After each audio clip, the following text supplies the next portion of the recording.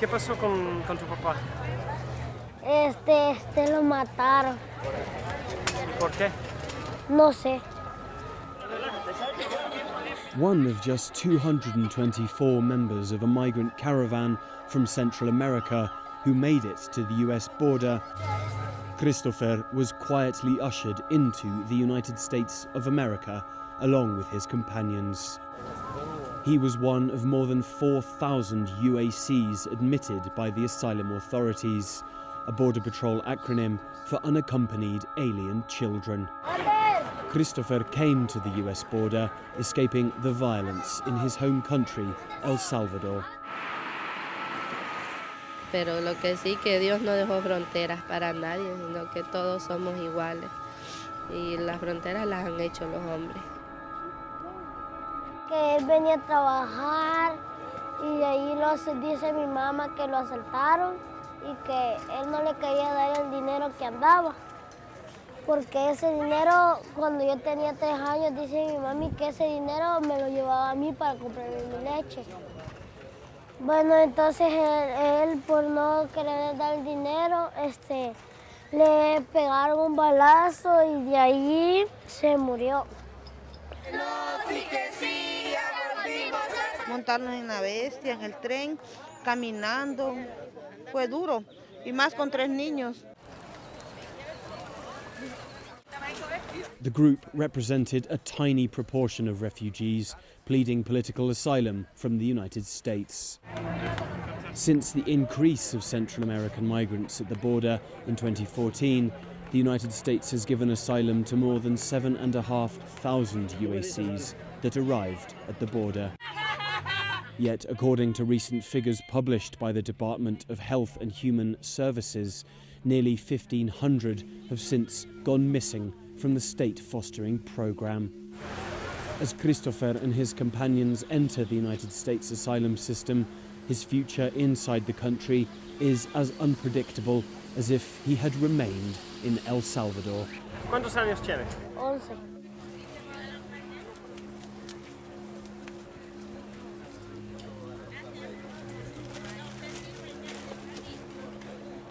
First of all, our Constitution says that if you're afraid of your country, any immigrant, before they get deported, they have to get asked by the judge or by the immigration officer, are you afraid to go back to your country? You see, I was a lawyer. James Rudolph has defended illegal immigrants in San Diego for more than 25 years. This is where the disconnect comes in, as they say, yes, of course I'm afraid. But the problem is, the reason they're afraid is because there's violence in the country, and that's not a political asylum. During April 2018, more than 38,000 people also sought to enter the US, citing violence and repression in their home countries.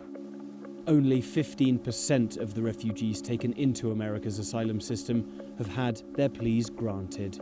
Just because your country has violence, you certainly are a refugee, but for a political asylum, it has to be persecution on the part of the government. In the case of Mexico, the judge will ask you, the immigration judge will ask you, if you left and went to a different city to live, would the bad guys follow you? And the answer usually, you can never prove yes, but that's where the asylum would falter. Allá los matan a uno, lo extorsionan. Si uno tiene su negocio, bueno, ya así niños como yo, ya los agarran para ir a hacer extorsiones, para ir a cobrar negocios, ir a andar asaltando, cosas así. Based on experience, a 50-50 chance of them being detained or not. And that's where the word gets back to their country, that you can get into the country and not be detained, because a lot of them are not, especially women and children, women with their children. But if you ever need any... Mr. Rudolph refers here to the policy of catch and release, a political pressure point vilified by anti-immigration lawmakers. Asylum seekers detained by the authorities are often released into society while they wait for their legal hearing, due to lack of space and resources on the part of the immigration authorities.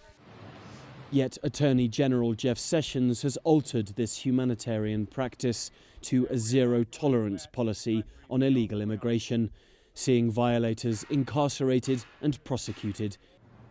It's a tactic the administration has openly admitted to being geared towards deterring further pleas for asylum at the southwest border. The immigration judges are overwhelmed with work. In some parts of the country, you might take a few years to see a judge. Right now in San Diego, it's taking months instead of years now, because Donald Trump has put hired more judges and put quotas on judges and put pressure on judges to not accept continuances by the immigrant and not accept continuances by the lawyers and getting them ready to go to trial right away. In the meantime, the country's lawmakers have stuck resolutely to an annual quota of asylum seekers accepted by the US, known as the ceiling. In 2016, the ceiling was set of 85,000 asylum acceptances. 84,989 were admitted, 11 short of the maximum. Of those, only 1,300 were from Latin America. Asylum seekers from America's southern border make up 81% of those screened by the US asylum authorities, yet less than 1 in 50 of them see their pleas granted. With the odds stacked against them, many choose to flee instead to Mexico.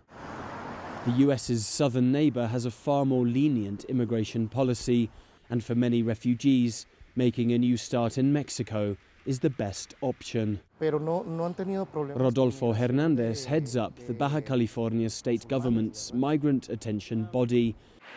He says that the state capital, Tijuana, situated at the US borderline, was built on migration. Tijuana está representada principalmente por residentes de otros estados de la República que han llegado buscando mejores expectativas de vida.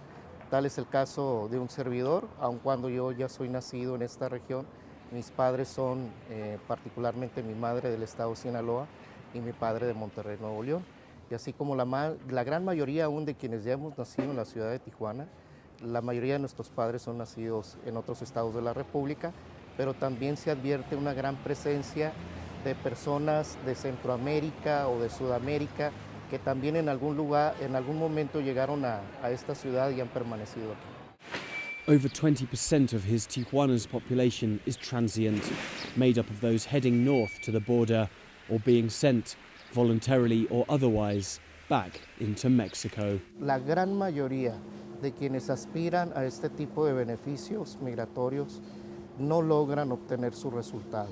Tal vez actualmente no le favorezca la política migratoria de los Estados Unidos, pero no es algo nuevo para nosotros el tener brazos abiertos hacia los migrantes. Yo te puedo decir. Rodolfo says that as the US authorities clamp down on immigration, Mexico has taken a different approach. Toda vez que la legislación mexicana siempre ha sido favorable a términos de migración. Ha habido ocasiones en nuestra historia donde presidentes de la República han admitido como refugiados o exiliados a gentes de distintas nacionalidades. Esa tradición o esa vocación en nuestras leyes migratorias ha estado presente toda la vida. La relación entre México y Estados Unidos. While Mexican politicians may talk a good game, such high moral policy has not always been the reality for many who have sought to rebuild here. Alex is one of the vast majority who had his plea for asylum rejected from the US. He arrived in New York as a child, fleeing the gangs in his home country. But following a failed bid to remain there, 30 years on, he has chosen Mexico City as his new home. This country is extremely picky about who they want to hire, who they want to go ahead and speak to. I've been everywhere you could ever think of, knocking doors, requesting a job, and just by the way you sound, since you was not raised in the country, people will discriminate you. So it's been a hell. It's been hell. Alex says that despite Mexico's lenient policy towards immigrants, it's nevertheless a difficult existence. I don't even go out, honestly. I don't even go out. It is so dangerous to be out in the streets because you don't know. You never know. They might rob you because of a phone that it's worthless nothing, or if they hear me speak and I don't sound like a Mexican guy, that'll be another issue. So it's extremely complicated for somebody that hasn't been raised in this country, and it just got deported. While Mexico may be open to migrants, for the vast majority, the United States remains the ultimate goal. For children like Christopher, the perilous journey north and the leap into the unknown, a country they have imagined rather than seen, is still better than remaining. Sí, que ya no estuvieran las maras en El Salvador. ¿Y tienes miedo a las maras? Sí. ¿Y por qué?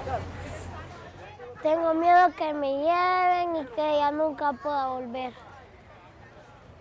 Mexico talks, but they do nothing for us, especially at the border. And as the winds of US immigration policy blow towards further hostility, the avoidance of a judicial system that seems bound to expel them remains a common option. Yo soy un pie aquí y otro pie allá. ¿Qué significa? Que no estoy bien. Usted sabe, si estás en un país que no es tuyo.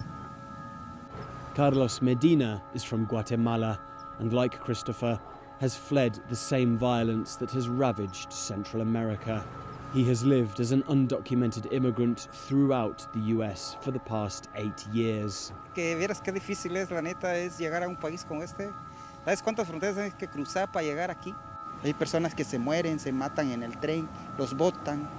Hay personas que cruzan el río, se mueren. Hay personas que cruzan el desierto, se quedan sin ni un pie, sin una oreja, sin un brazo, porque yo lo he visto. Working for cash in hand and avoiding the authorities, Carlos says despite the poor treatment he has received in America, he nevertheless intends to remain, whether or not he is caught. Si te deportan a Guatemala? Vengo otra vez aquí. Vengo otra vez. Mira, el que le va bien, Dios le ayuda. El que bien anda, bien le va, pero el que mal anda, mal acaba. Separated across generations, but not by experiences, Christopher and Carlos are just 2 refugees out of millions in America, holding out in silence against the political tide.